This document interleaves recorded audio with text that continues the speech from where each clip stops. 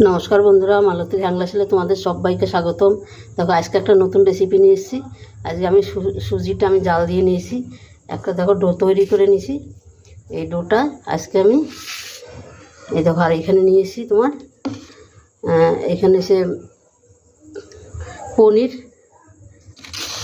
পনিরের ভিতরে আমি কাঁচা লঙ্কা, ধনেপাতা, গোলমরিচ গুঁড়ো, গরম মশলার গুঁড়ো এগুলো দিয়ে এটা আমি নুন দিয়ে ভালো করে মেখে নিয়েছি। এটার মধ্যে আর কোনো কিছু দেবো না। তোমরা আরও যদি দিতে পারো বাঁধাকপি, ফুলকপি দিয়ে এটা একটা ইসে তৈরি করে নিতে পারো। এটাকে এবার আমি ডোটা করে যেরকম আমরা লুচি পরোটা করি ওরকমভাবে করে ওই গোলাটা করে ওটার ভিতরে ঢুকিয়ে আমি একটা টিফিন তৈরি করব। তোমরা বন্ধুরা পুরো ভিডিওটা দেখতে থাকো, খুব ভালো লাগবে।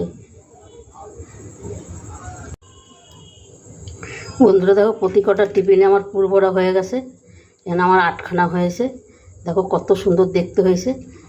আমি এই চিমটিটা দিয়ে এই ডিজাইনটা করে নিয়েছি। দেখো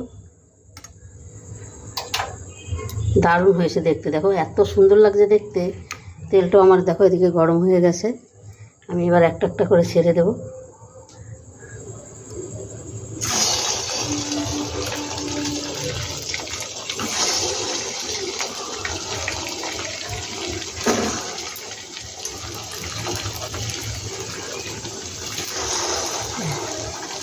এবার এগুলো আস্তে আস্তে আস্তে আস্তে হালকা আজে ভাজতে হবে, কেন অনেকটা মোটা হয়েছে তো সুন্দর করে ভাজতে হবে, ভিতরটাও জানি ভাজাটা হয়।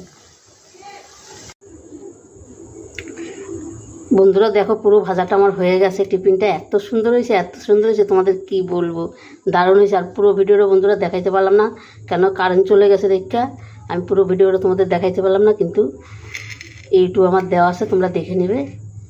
দেখো এত সুন্দর হয়েছে, মানে কী বলবো, অসাধারণ হয়েছে, অসাধারণ। দেখো ভিতরটা দেখো, আমি একটা কেটেও নিয়েছি। দেখো কী সুন্দর, দেখো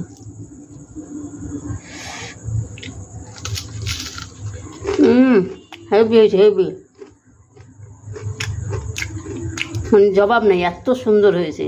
বন্ধুরা অন্তপক্ষে একবার তোমরা এইভাবে করে বানিয়ে খাবে, বাচ্চাদের বড় ছোট সবাই মিলে খাবে।